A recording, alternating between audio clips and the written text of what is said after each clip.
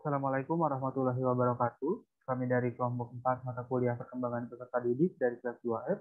Hari ini akan mempresentasikan tentang perkembangan afektif. Selanjutnya, perkembangan emosi.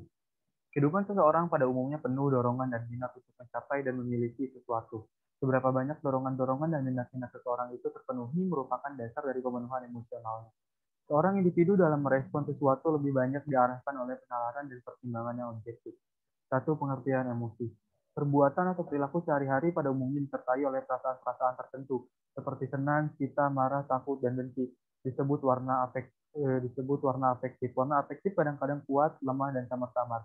Jadi emosi adalah warna efektif yang kuat dan ditandai oleh perubahan-perubahan fisik, antara lain reaksi elektris pada kulit meningkat bila terpesona, peredaran darah meningkat cepat bila marah, denyut jantung bertambah cepat bila terkejut, pernapasan bernapas panjang bila kecewa, air liur mengering kalau takut atau sedang tegang. Selanjutnya akan dilanjutkan oleh rekan saya.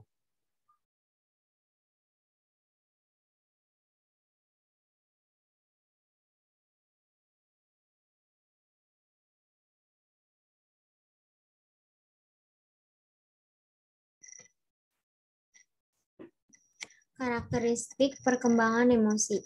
Secara tradisional, masa remaja dianggap sebagai periode badai dan tekanan. Suatu masa di mana ketegangan emosi meninggi sebagai akibat dari perubahan fisik dan kelenjar. Meningginya emosi karena anak berada di bawah tekanan sosial dan harus beradaptasi dengan hal tersebut. Pola emosi masa remaja sama dengan pola emosi kanak-kanak, namun perbedaannya terletak pada pola pengendaliannya. Kondisi emosional yang normal dialami adalah cinta kasih sayang, gembira, kemarahan dan permusuhan, ketakutan dan kecemasan. Ketiga itu faktor-faktor yang mempengaruhi perkembangan emosi. Sejumlah penelitian tentang emosi anak menunjukkan bahwa perkembangan emosi mereka bergantung pada faktor kematangan dan faktor belajar.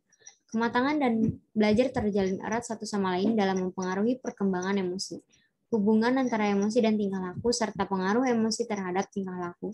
Keadaan emosi yang menyenangkan berfungsi sebagai alat pembantu untuk mencerna, sedangkan perasaan tidak enak dapat menghambat atau mengganggu pencernaan. Keadaan emosi yang normal sangat bermanfaat bagi kesehatan. Selanjutnya akan disampaikan oleh anggota kelompok 4. Yang keempat adalah perbedaan individual dalam perkembangan emosi. Meskipun pola perkembangan emosi dapat diramalkan, namun terdapat perbedaan dalam segi frekuensi, intensitas, serta jangka waktu dari berbagai emosi dan juga saat pemunculannya. Perbedaan itu sebagian disebabkan oleh keadaan fisik anak dan taraf kemampuan intelektualnya, dan sebagian lagi disebabkan oleh kondisi lingkungan.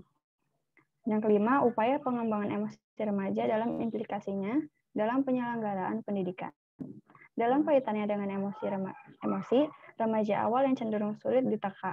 Hal yang dapat dilakukan oleh guru adalah konsisten dan memperlakukan siswanya dengan penuh tanggung jawab.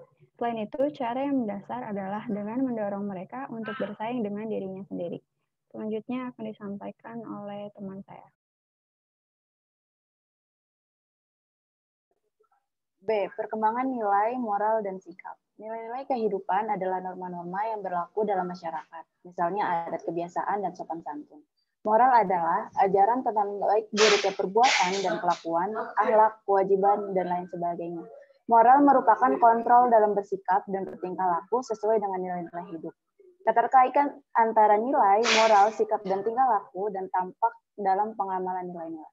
Selanjutnya akan disampaikan oleh teman saya. Upaya-upaya yang dapat dilakukan dalam mengembangkan nilai, moral, dan sikap remaja adalah pertama, menciptakan komunikasi. Dalam komunikasi didahului dengan pemberian informasi tentang nilai-nilai dan norma. Kedua, menciptakan iklim lingkungan yang serasi. Usaha pengembangan tingkah laku nilai hidup tidak hanya merupakan pendekatan intelektual, tapi juga mengutamakan adanya lingkungan yang kondusif di mana faktor-faktor lingkungan itu sendiri merupakan cerminan dari nilai-nilai hidup yang baik. Selanjutnya saya akan berikan ke moderator. Sekian dari kelompok kami. Semoga apa yang telah kami sampaikan dapat bermanfaat. Terima kasih. Wassalamualaikum warahmatullahi wabarakatuh.